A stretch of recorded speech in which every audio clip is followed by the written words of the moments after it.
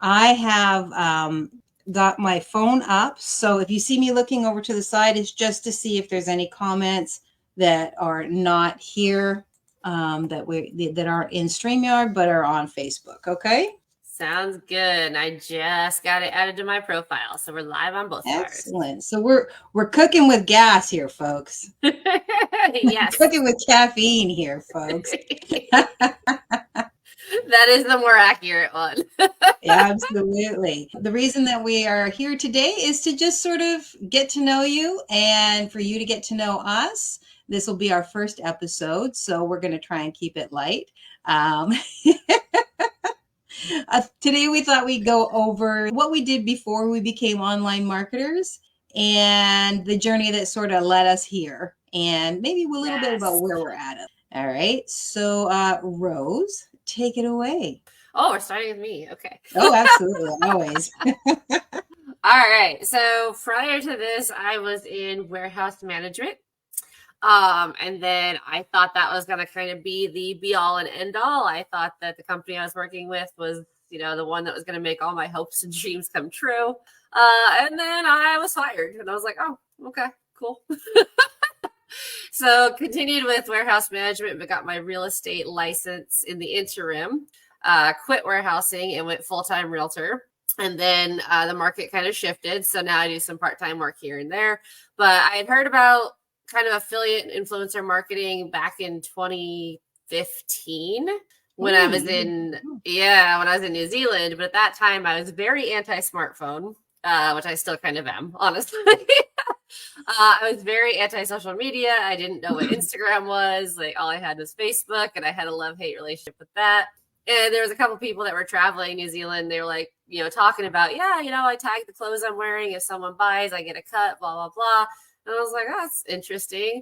So I kind of went down the rabbit hole of health and wellness, just because it entertained me. And I think here in the States, especially, we don't use food as medicine as we should. We use food as just an excuse. Oh yeah, 100% agree on that. Our food is the opposite of medicine over here. So yeah, so I had a whole health and wellness website. I published a cookbook that was all focused on anti-inflammatory and alkaline eating and stuff like that.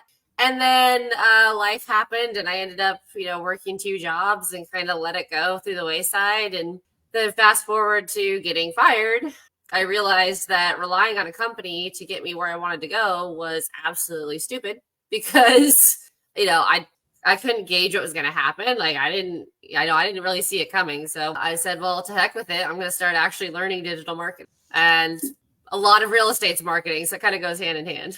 Well, that's awesome. And yeah, like it's not the 1950s or even the 60s or 70s anymore where you get a job and you're with the company until you retire. Like that just doesn't exist anymore. I mean, that started to go by the wayside in the 80s. And, and then the 90s, we had like the boom and then the drop. You're too young to know that, but I was alive in the 90s. You were alive in the 90s. You were a baby though. I was having babies in the 90s. Hey, I was born in the 80s. Thank you. Really? Yeah. I never would have guessed that. Thank you. It's ice baths. It keeps me young. It's all that ice baths, man. They're keeping you young. It's shocking your system to start over again every day. I love it. So for me, I've been in marketing for it's been forever. My first, well, not my first job. I mean, I started working when I was 12 because that's what we did in the 80s. But my first sort of adult job, I was working in market research. And I started off as a phone person. And then I moved into data entry. And then with the company, I actually ended up being the manager of West Coast operations by the time I was 19.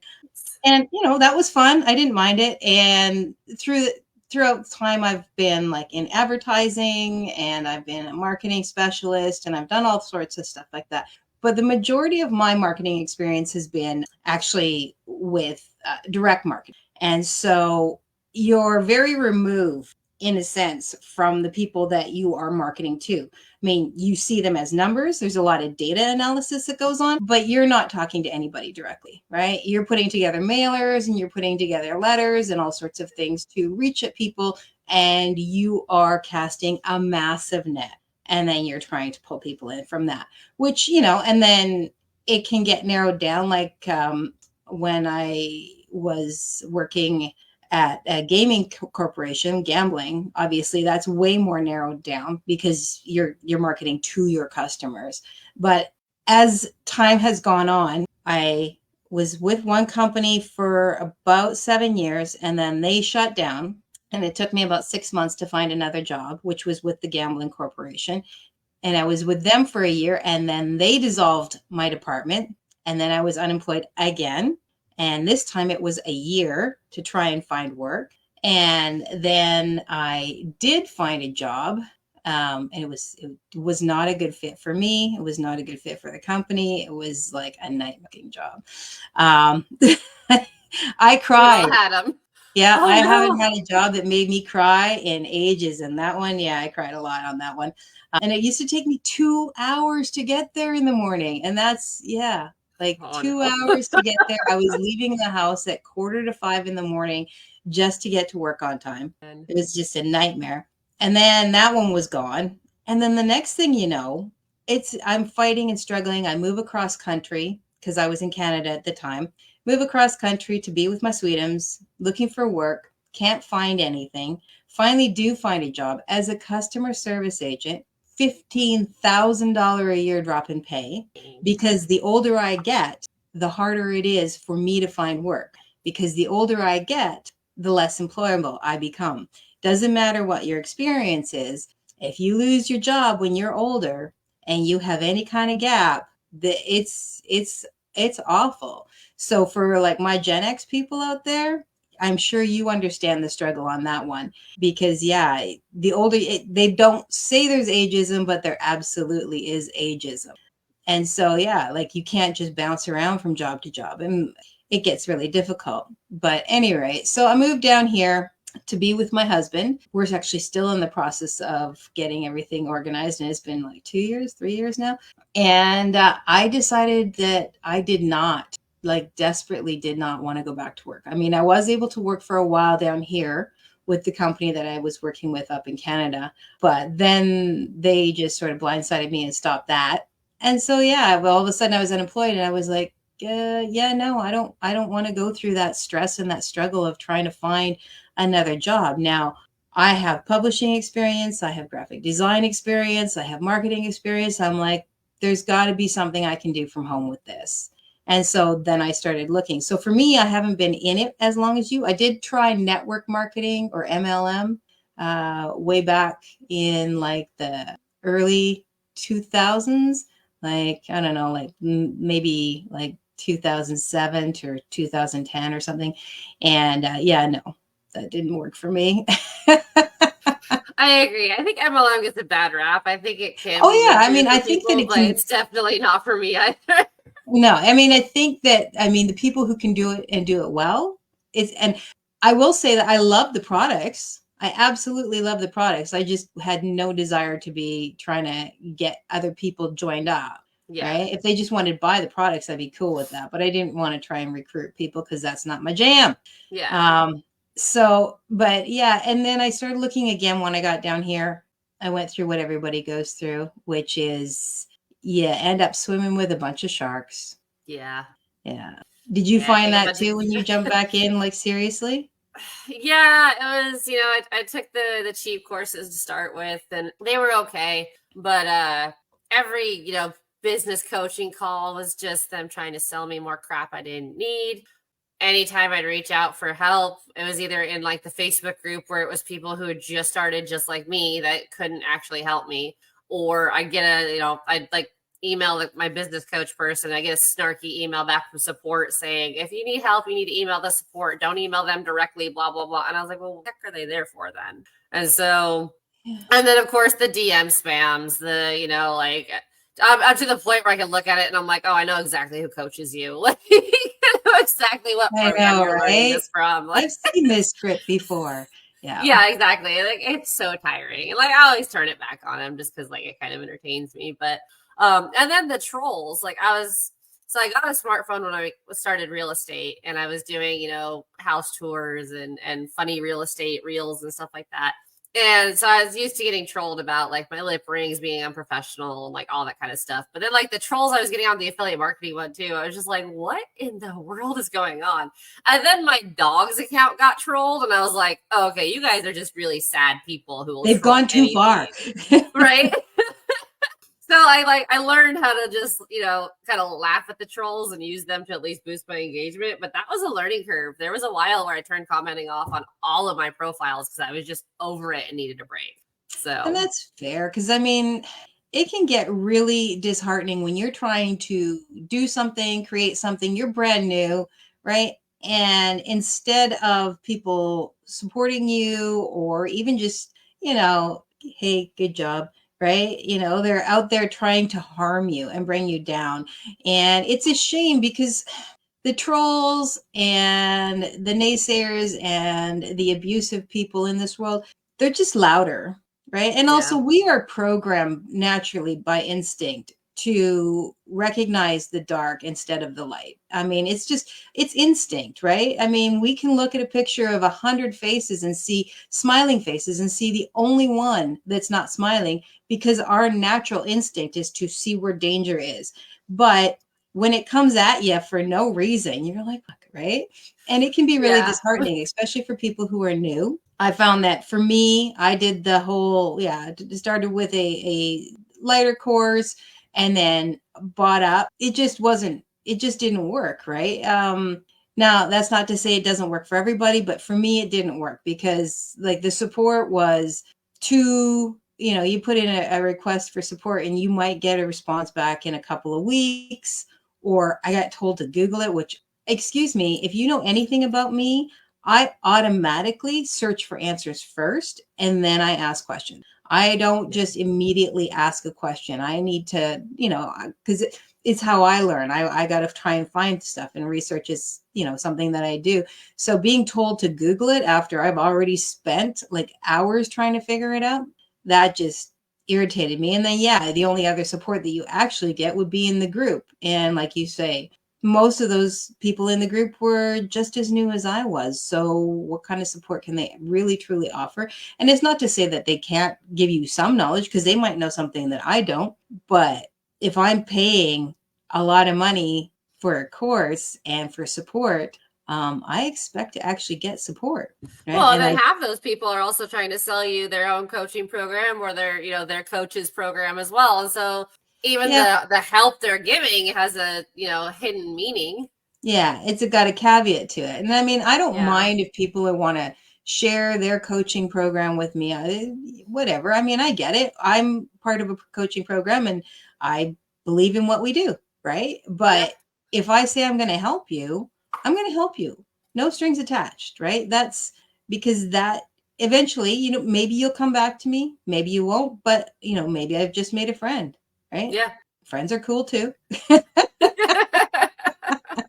Yeah, I think that's where a lot of it's getting lost, especially like in the last couple of months. Like I get the people who are like, oh, this is a scam, because they do see the people that are doing the copy and paste videos, right? Where it's like, oh, I did this $7 course and now I'm making 10,000 a month in 3 months. And it's like, are you though? Yeah. Because then like 3 months from then you see like those profiles disappear because they're not. And that's where I think a lot of the training fails. And it's like, oh, well, here's what works for us. So do what we say because it's going to work for you. And then it takes all the authenticity out of it. Yeah. And the DMs, that was huge for me. I got really burnt out on the DMs, and not so much just sending them, but I'm not comfortable with a script because that's not me, right? I want to get to know you and I want to be able to help you. And absolutely, I can ask some questions and stuff, but it was like you're being slammed in the DMs immediately when you're fresh fish. And it's like everybody's trying to give you a friend request, which is fine. You need to make friends, you need to build up your audience and stuff like that. But a lot of them right out of the gate, man, they're like, can I ask you some questions? And then they've got the same 5 questions or 3 questions that they're asking you. And you can see it down the line. It's like, I don't want to talk to you anymore. Yeah, I automatically block them. Like there's certain phrases that I'm just like, yep, block. I'm more patient now. I am definitely way more patient now. If somebody tries to sell me right off the get-go, I will say, you know, there's better ways to do that. And I'd be happy to that's help what you if they just send me links, I do that too. I'm just like, okay, obviously you're new. If you want to learn how to be a real marketer, like here, and I'll spam my link right back to them. But it's the ones who are like, well, what's stopping you from meeting your financial goals in your business? That I'm like, I've heard this too many times. Yeah. Like, bye. Yeah. Especially when they don't even know how my business is going. Well, exactly. When they don't, or when they, what do you do? Where do you live? And it's like look at my profile. Yeah. Step one, look at who you're talking to. Yeah. That one drives me out. So where are you from? I'm like, it literally says on my profile. The moon. 2 seconds. Yeah. 2 seconds of actual like looking and you would know. But and that's the thing. So many of them now are using software, which fine. Like I'm fine with AI making things easier. But like they're just not setting stuff up right because again, they're not getting the right training. They're just buying into this done for you nonsense and it's just not working. Well, yeah, because I mean, done for you, if it's the whole thing that's done for you, then you're not learning anything at all. Yeah.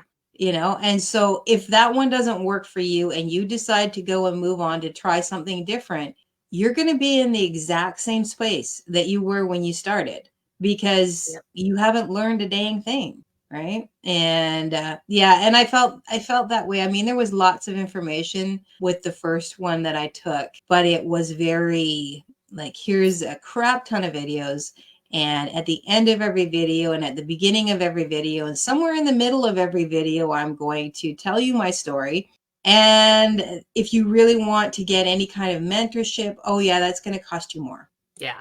And that the constant upsells are yeah. And it almost stopped me. It did, because I was like, man, I put all of this and I'm putting in the time and I'm trying to get all the information and all I'm getting is spammed and upsold for more money and I'm not getting anywhere. And it was very, very frustrating. But the part that really got me, and like maybe it was there and I missed it, I do have a tendency to kind of zone out and like if it sounds like a similar training, I'm like, yeah, I've been through this and I'll skip it. But like everyone talks about, you know, the money's in the list, the money's in the list, the money's in the list, which I get. But I got so tired of copy and pasting emails. And then there was no actual training on like, this is how often you should email your list. Or like, this is how you should build out your autoresponder. Like there's no training there. And so what a lot of new affiliates will do is they'll email their list every single day. And I know because I did it. And what happened was my autoresponder was like, your open rates are trash. What are you doing? Because I was hitting them every day and they just stopped opening them. And I didn't really know how to craft emails. So if it wasn't the done for you email I was sending, it was like a random story about me, which looked nothing like the other emails. So I'm sure it confused my audience. So I ended up having to backtrack and spend a lot of time, money, and resources fixing my autoresponders. Yeah. And I mean, and for a lot of people also, they're being told you have to have a list, you have to have a list, you have to have a list right from the get-go. And you don't even have a following. How are you going to have a list? You don't have, who are you marketing to? Do you even know who you're marketing to? You know, and it's like, you got to do all the steps for a reason. And that doesn't matter if you are product marketing, if you are doing digital marketing, if you're courses, if you're a coach, it doesn't matter. You need to know who you're talking to. And then you need to know how to talk to them. And then on top of that, you also have to make sure that you go through the steps and learn how to do that properly, right? You've got to build that following. You've got to build that understanding with those people that you're trying to reach, because if you can't build a list if you don't have it. You can buy a list and then you can end up, you know, with like maybe if you're lucky, 0.3% of them actually being viable addresses. Yeah. I have two like pretty done for you programs that I do still sometimes kick solo ads to, because one of them's a new one where like I really like it. There's a year worth of emails. You drop in all your affiliate links and it just autofills them in the email. And like all you're doing is sending traffic. And then it does the theme for you, which is great. And then the other one's not as built out, but like same kind of theme. It's a pretty simple low ticket program, monthly recurring income if they do go ahead and upgrade. So I like those two for supplemental to the main offer. But the main offer that I believe you and I both promote is the actual training, the actual coaching, the actual community, the actual tools you need to succeed long-term and sustainably. Yeah. And to do it in whatever your niche is going to be, right? Because you're not just, I mean, you can promote the course, right? I believe in it, so I'm quite happy to promote that. But we've got people in there who are not. Absolutely, that's not what they want to do, and that's cool because they're still learning all the necessary tools to be able to build out their business their way. Yeah, exactly. They're still getting the help, because I was thinking about, reopening basically my health and wellness rabbit hole at one point. And I'd reached out to a coach that had reached out to me, and I was like, hey, like, where do I find really good affiliate programs for health and wellness? And he's like, oh, there really aren't any. You're just better off doing, make money online. And I was like, I mean, sure, but like, I have multiple profiles because I do promote multiple themes in multiple niches. And then I have one profile that's a catch-all for all of it, right? So like I separate if you've been on my page at all, I have dogs. But I separate a lot of the dogs, like the working dog stuff, onto a separate page because that's a very specific audience, right? So there's the dog parent people, which are my people, where I'm like, hey, like, you want to give your dog your best life? Stop working your office job. Come do this. But then there's also the working dog aspect that, like, I know that's not going to speak to anybody other than that particular group. So I separate the two. Bones Coffee, you know affiliated theirs because we love our coffee. So I have a profile that's just coffee crap, random coffee videos or coffee memes or whatever that ties back to Bones Coffee. So like there is something to be said for, you could have multiple niches, but it takes a lot to manage the multiple profiles. And that's why I understand when you're first starting out, like, pick one, get that going, and then go from there. But everyone was like, oh, pick one platform and get really good at that one platform. And I'm like, I mean, that makes sense, but I've had videos do terribly on IG, which is like my go-to platform, that do fantastic on TikTok. And TikTok is it's getting auto-posted from IG to TikTok. I don't even open the app, and those videos are still doing good. Like, I keep getting emails from TikTok that's like, why aren't you checking your notifications? Facebook is obviously my main platform, but I have all the social medias and I do post on all of them. TikTok is very consistently meh. It's not terrible, but I don't blow up there. IG is murder for me, right? And YouTube is confusing as hell because I will have a video that does, 2,500 and then the next one gets 25. So you never know what's going to blow up and where it's going to blow up. So having multiple platforms makes sense. But again, if you are trained properly, you're not going to be like you. You don't spend all day posting on every single platform and doing no, that's what automation is for, right? And learning how to utilize that. So and like I've had, I was automating my IGs to my Pinterest. And then lately, like, someone actually, it's happening on Facebook now too, where like there are people going through and they're like, no, copyright, which, like, I'm not getting in trouble for, but it's just like, hey, your pin's muted because I'm using sounds that are okay on IG that are not okay on Pinterest. Yeah. And so I kind of shut that one down. Yeah. And then Facebook, like yesterday, I had like 200 notifications that was like, this video can't monetize. And I was like, okay, that's fine. Because again, it's not like I'm getting in trouble or anything like that. It's just, it happens. So I would say if you're just starting out and you're using Repurpose or something, just stick with original audio. But that's about it. I love Repurpose though. Like, I wish I'd had that when I first started out. It would make things so much easier. Yeah, I have a few tools that I use that because I'm a budget conscious person. So I actually created an entire list of tools and programs and different companies where everything is either super low cost or no cost to use, that you can always upgrade to, but you don't have to get the basic benefits out of it. Because I saw so many people, especially with one of the programs, where they're wanting you to get on this expensive program and this expensive program. So not only are you spending like thousands of dollars to learn, but then you're also putting out another like $400 or $500 a month for these programs to make it work. And that's well, and it's because they're getting a cut. Yourself should not bankrupt. Yeah. Yeah. And especially when like you actually like learn more, you're like, oh yeah, you're literally just promoting this because you get a nice cut. Exactly. And at first you don't recognize that. You don't know that, right? You probably don't have that information. But once you've been in it for a while, you're like, oh, all right.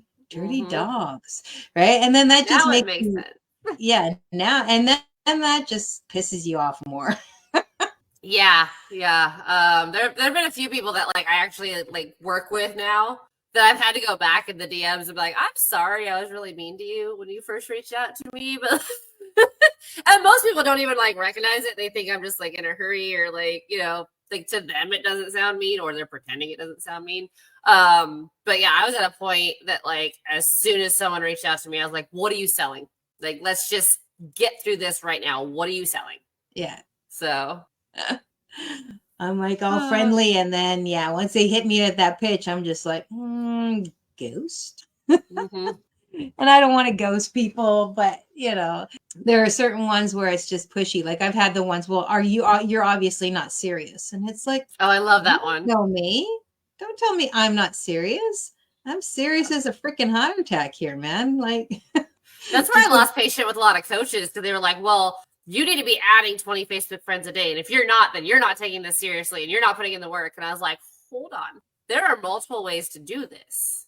I'm not going to do it your way, but that doesn't mean I'm not going to succeed. And I love those ones because it makes me like push that much harder to succeed in the anti-DM game. Because I'm like, it can be done. I know it can be done. I haven't quite figured out the formula, but I know it can be done because that's not my life. Like, I don't want to be living on Facebook DMing people. Well, yeah, you want people to, I don't know, personally, I want people to come to me because they see that I can help them, right? And they know that I'm not going to bullshit them. And that's, and that's important to me because I want to start off on the right foot with people and not pushing people. Now, I don't mind if I'm in conversation online and I see that somebody's struggling and say, hey, I'd be happy to help you. Right. And then that conversation naturally evolves. But no, I'm not going to be slamming you in your DM saying, buy my shit. Like, no. Right. Because that doesn't work for me. That I don't like it when it happens to me. And I don't want to do that to other people. I just want to be able to help people. And, whether that's with just a little bit of supporter training or to point them in the right direction, I can do that sort of thing. And you have amazing content. So your content should be like pulling people all the time because you're hilarious and you're creative and you're entertaining. So thank you. I think so. It's great to know other people do too. I think you are. Yes. Well, it's always important that you think you're entertaining, but no. Yeah. Because it makes it a lot easier, right? Yeah. My daughter and I is like, I don't understand people who are like, right? I don't understand people who are like, content creation is hard. I'm like, it's not if you don't overthink. If you're overthinking it, yeah, it's hard. Oh, yeah. But if you're just like, oh, this would be funny. Like, the one I did when I rewrote Journey's Don't Stop Believing to Don't Stop Scrolling. That was a terrible rendition on my part. Like, I had to keep my voice down. I couldn't really sing that day. Like, I sound like shit, but I thought it was funny. And I've gotten a few compliments on it because other people thought it was funny. And they realized that, like, you know what? No, I'm not Taylor Swift, but like I can have fun. And if that inspires one affiliate marketer to do their first, video, or like one content creator to like start their first video, then like awesome, I've done my job. Absolutely. I will overthink my content. Because of the time that I've spent in marketing, I'm always like, okay, it's got to look this way and be this way and whatnot. The ones that are easiest for me are just like you say, when I'm not thinking about it, I just, I just feel like talking about this today. And if I can just be me and whatnot, that's simple. And I'm not exciting. My daughter and I think we are hilarious, but I'm a lot more funny when I get to know me. I love you. I think you're hilarious. So covered a lot today. This is us. Get to know us. We are going to be back on next Friday. Every Friday. It'll be Fridays at 9 a.m. And we'll be switching back and forth between Rose's profile and my profile. But we'll be tagging, so you'll be able to see it on either one. Yep. Anything else you want to add, my lovely Rose? I think we're good. I think it was a good first session. All right. If anybody has any questions they want to drop in the aftermath, please do, because we will be more than happy to answer them for you. All right? Yes. Or let us know if we at least made you laugh. Give us some engagement. Absolutely. Yes. Be here next time. Make sure that since now you know exactly when it's happening, pop by next time, right? Yes. All right. Have a fantastic day. You too. Enjoy your busy day. Oh, yeah. Bye.